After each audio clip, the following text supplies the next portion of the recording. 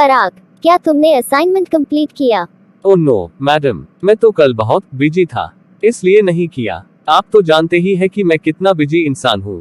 पराग, हर दिन तुम्हारा एक ही बहाना होता है, कल अपने पेरेंट्स के साथ कॉलेज आना। सॉरी मैडम, सॉरी, इस बारी माफ कर दो प्लीज। तुमको कोई माफी नहीं मिलेगी, क्योंकि तुम्हारा रोज का एक ही धंधा है। तो स्टूडेंट्स, पिछले शनिवार हमने भगवान महावीर के बारे में काफी गहराई से पढ़ा, और इस शनिवार मतलब आज हम बात करेंगे भगवान शिव तथा अध्यात्म के बारे में। क्या आप सब तैयार हैं? ठीक है, चलिए शुरू करते हैं। पराग, क्या तुम तैयार हो? जी हाँ मैडम, मैं तैयार हूँ। पर तुम तो पढ़ने के मूड में बिल्कुल भी नहीं लग रहे, क्या तुम बोर हो जाते हो? हाँ मैडम, थोड़ा बहुत। ठीक है, आज मैं तुम सबको अध्यात्म से जुड़ा एक कहानी सुनाती हूँ। कहानी का कहानी और पढ़ाई का पढ़ाई भी हो जाएगा। Okay madam. प्राचीन काल की बात है। एक वन में एक गुरु और शिष्य रहते थे। वो वन में ही खाते थे और वन में ही ध्यान और अध्यात्म की शिक्षा अपने शिष्य को देते थे। कई साल बाद जब अध्ययन समाप्त हुआ, तब एक दिन वो अपने शिष्य से कहते हैं कि फिर क्या हुआ मैडम? अरे नालायक, पहले कहानी को अच्छे से शुरू तो करने दे। ठीक है। तब गुरु ने कहा कि बेटा ध्रुव, तुम्हारे धैर्य, अनुशासन और लगन से आज तुम्हारी शिक्षा संपूर्ण हुई। आपसे शिक्षा पाकर मैं धन्य हुआ गुरुदेव। अब मेरे लिए क्या आज्ञा है? गुरुदेव, आपकी जो भी आज्ञा होगी, आपका ये शिष्य उसका पालन करेगा। बेटा ध्रुव, आज तक मुझसे जितने भी लोग शिक्षा प्राप्त करने आए, या तो वो बीच में ही भाग गए, या तो वो कर्म पथ पर चल ही नहीं पाए, पर तुम उन लोगों से अलग थे। तुमने जिस श्रद्धा और निष्ठा से शिक्षा ग्रहण किया, वह अवर्णनीय है। जाओ और अपने प्राप्त ज्ञान की रोशनी से पूरी दुनिया में उजाला भर दो। मैं कहाँ जाऊँ गुरुदेव? दक्षिण, हाँ, तुम दक्षिण की ओर जाओ। वहाँ वल्लभी नाम के गांव में तुम अपनी शिक्षा का वितरण करो। वहीं से तुम्हें अपने नए राह भी मिलेंगे। ध्यान रहे, घमंड कभी न आने पाए। किसी भी चीज की आत सर्वनाश का कारण होता है। जाओ, सभी को दया और प्यार की दृष्टि से देखना। इस दुनिया में सभी को ज्ञान की आवश्यकता है। गुरुदेव, अगर मुझे आपकी जरूरत हुई तो आप मुझे कहाँ मिलेंगे?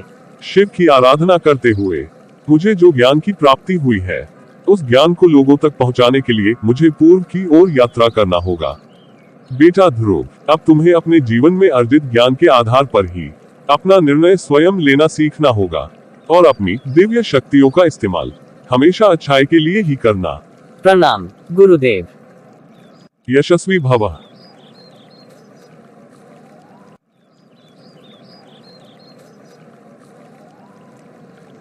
जाओ, अपनी यात्रा आरंभ करो पुत्र।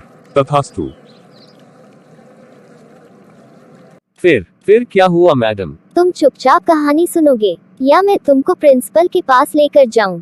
ओह सॉरी मैडम, एक बारी फिर से रियली सॉरी। थोड़ा एक्साइटेड हूँ कहानी सुनने के लिए। ठीक है, अब एकदम चुप। अब मैं कुछ नहीं बोलूंगा, आप सुनाओ प्लीज। ओके, तो गुरुदेव पूर्व की दिशा में चलते चलते दूसरे देश पहुंच जाते हैं। काफी रात हो चुकी थी। वो एक जगह खड़े थे। गुरुजी को जोर की प्यास लगी हुई थी। तभी गुरुजी को एक लड़की दिखी जो साधु संत में विश्वास नहीं करती थी। उन्होंने उससे पानी के लिए पूछा।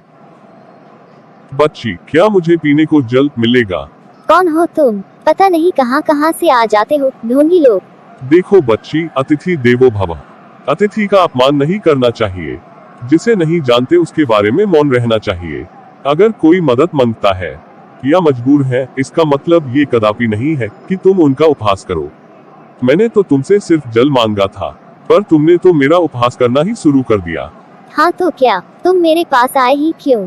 बच्चे बड़ों का आदर करते हैं, उपहास नहीं। आपके जैसे बहुत से बेहरूपे घूमते रहते हैं रोड पर। बच्ची, तुझे मेरी शक्तियों का जरा भी एहसास नहीं है। तुम मेरे धैर्य की परीक्षा मत लो। कम से कम बुजुर्गों से आदर से बात की जाती है, पर तुम आदर तो छोड़ो, मेरा अनादर किए जा रही हो। तो क्या करेंगे आप? मैंने आपके जैसा बहुत बेहरूपिया देखा है। बस, मैं तुझे अब और माफ नहीं कर सकता।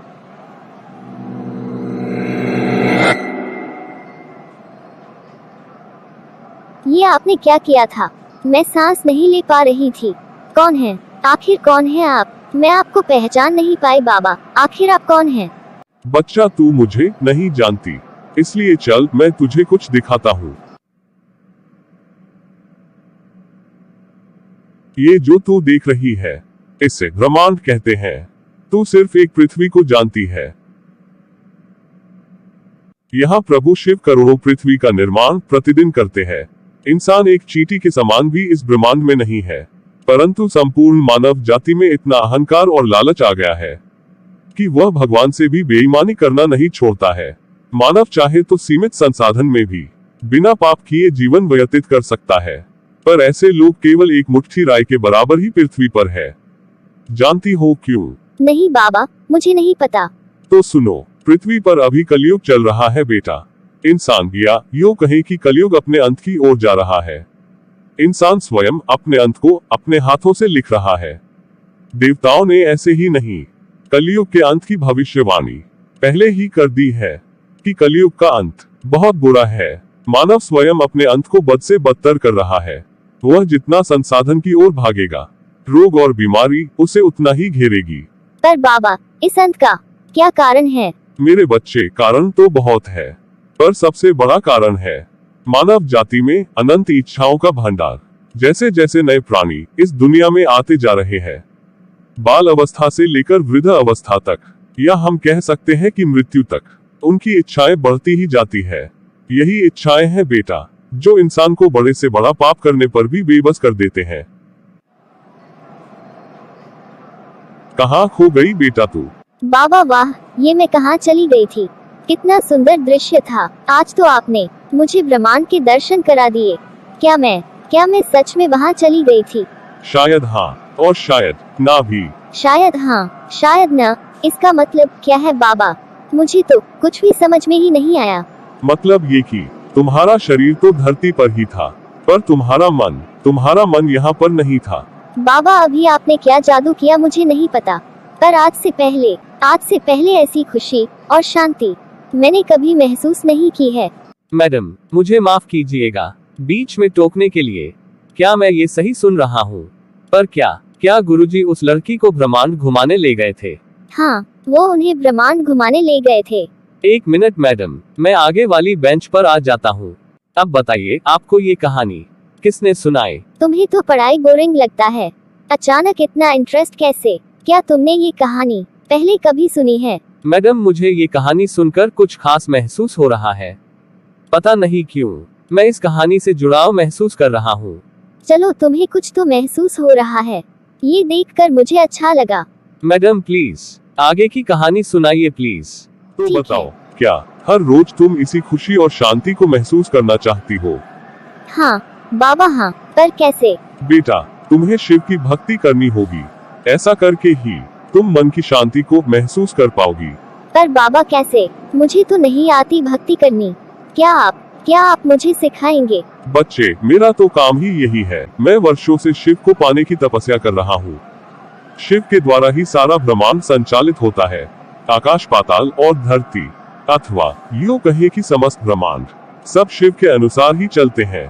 बाबा, मुझे माफ कर दीजिए, मैंने आपका अनादर किया। आप तो सच में ज्ञानी और शक्तिशाली हैं। मैं शक्तिशाली नहीं, पर तुम एक नेक दिल बच्ची हो, इसलिए मैं तुम्हें माफ करता हूँ। हाँ बाबा, मैं मान गई शिव की शक्तियों को, पर बाबा मेरी एक प्रार्थना है। क्या है तेरी प्रार्थना? बाबा, मैं शिव से बहुत ही प्रभावित हूँ, मुझे बताइए शिव क्या है? शिव कौन है? क्यों नहीं, मैं तुझे जरूर बताऊंगा। वैसे तो उनके वर्णन के लिए कोई शब्द ही नहीं है, पर तेरी यही इच्छा है तो सुनो। वही आरंभ है, वही अंत है, और अनंत भी वही है। हवाओं में भी वही है, घटाओं में भी वही है, जल में वही है, आग में वही है, आकाश भी वही है, पाताल भी वही है। वही निर्माण करता है और वही प्रलय बनकर भी आते हैं।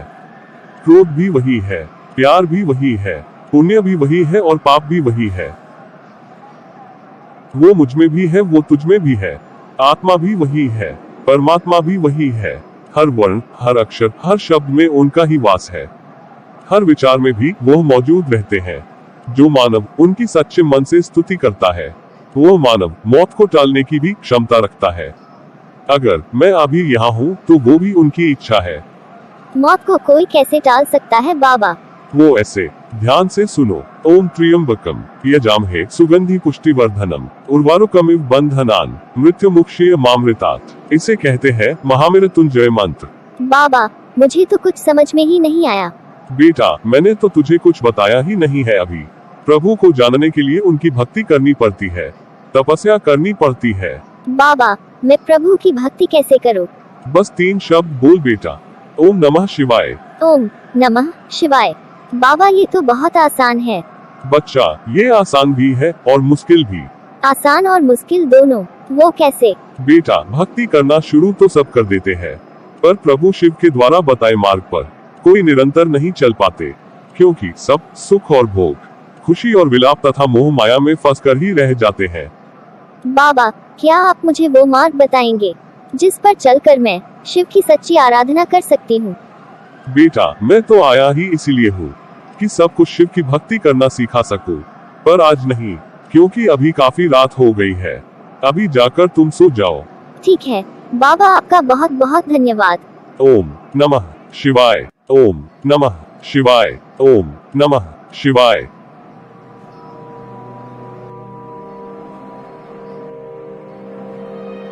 आखिर वो कौन थे, कहाँ से आए थे और कहाँ गायब हो गए? ओम नमः शिवाय। ओम नमः शिवाय। ओम नमः शिवाय।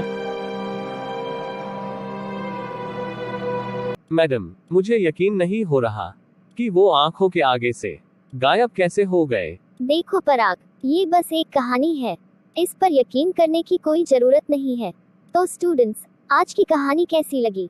इस कहानी से कल मैं तुम सबसे सवाल करूंगी, ठीक है? मैडम, प्लीज डोंट माइंड, पर मुझे ऐसा क्यों लग रहा है कि आप भी कहीं ना कहीं इस कहानी का हिस्सा है। क्यों पराग, तुम्हें ऐसा क्यों लगता है? क्योंकि जब आप ये कहानी सुना रही थी तो मुझे ऐसा लग रहा था कि ये सारी बातें हकीकत है। क्योंकि ये सारी बातें कोई प्राचीन बातें नहीं हैं। ये 2022 की एक घटना है जो मेरे साथ हुआ।